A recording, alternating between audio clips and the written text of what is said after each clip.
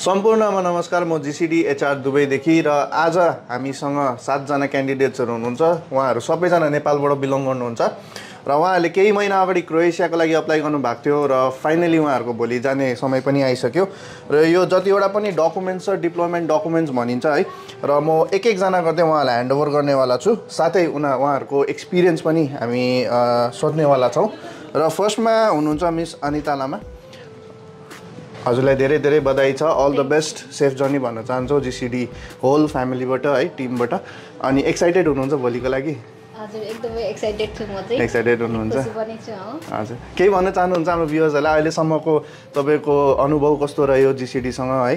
यतिसम्म जर्नी कस्तो रह्यो? अब भोलि जानु हुँदैछ है, केही छोटकरीमा एउटा भनिदिनु नि।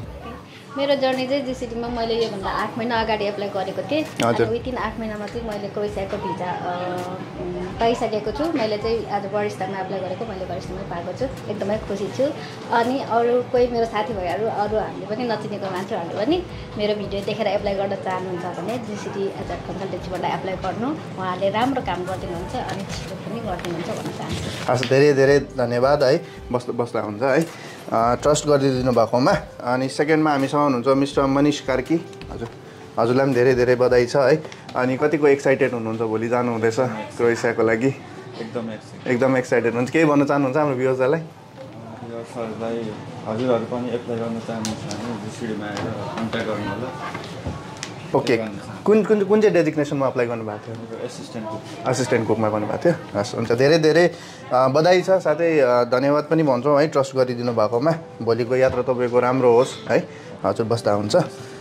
थर्डमा हुनुहुन्छ मिस्टर ड्यानियल तामाङ। हजुरलाई पनि बधाई छ। All the best, safe journey. केही भन्न चाहनुहुन्छ हाम्रो भ्युअर्सहरूलाई? हजुरहरू कोही एप्लाई क्रोएसिया अथवा कुनै पनि युरोप कन्ट्रीतिर एप्लाई गर्न चाहनुहुन्छ भने हामी जस्तै जीसीडीलाई रोज्नु होला।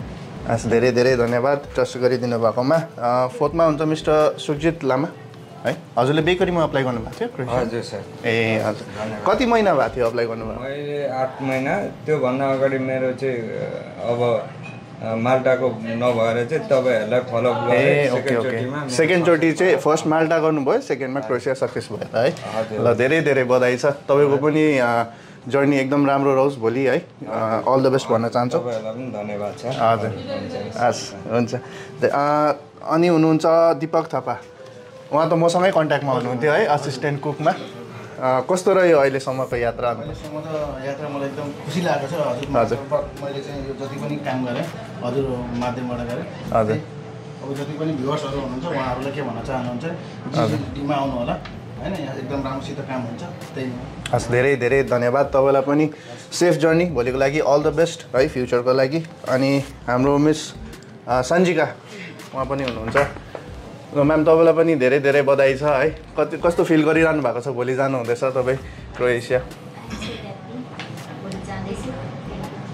Thank you, all the best है, सेफ जर्नी। लास्टमा हुनुहुन्छ मिस्टर दीपक राणा भट्ट। उहाँले असिस्टेन्ट वेटरमा अप्लाई गर्नुभएको थियो। हजुरलाई पनि धेरै धेरै बधाई छ। अल द बेस्ट है, अनि सेफ जर्नी। केही भन्न चाहनुहुन्छ हाम्रो भ्युअर्सहरूलाई? कोही पनि युरोप जान चाहनुहुन्छ भने हस्, धन्यवाद। र यसै गरी हामी उहाँहरूलाई जीसीडी फ्यामिली टिमकोबाट धेरै धेरै बधाई दिन चाहन्छौँ। साथै अल द बेस्ट पनि भन्न चाहन्छौँ उहाँहरूको करियरको लागि है। र हजुरहरू पनि अप्लाई गर्नु सक्नुहुन्छ। नम्बर्सहरू प्रोभाइडेड हुन्छ बायोमा र हाम्रो अफिस पनि डाइरेक्टली भिजिट गर्न सक्नुहुन्छ। धन्यवाद।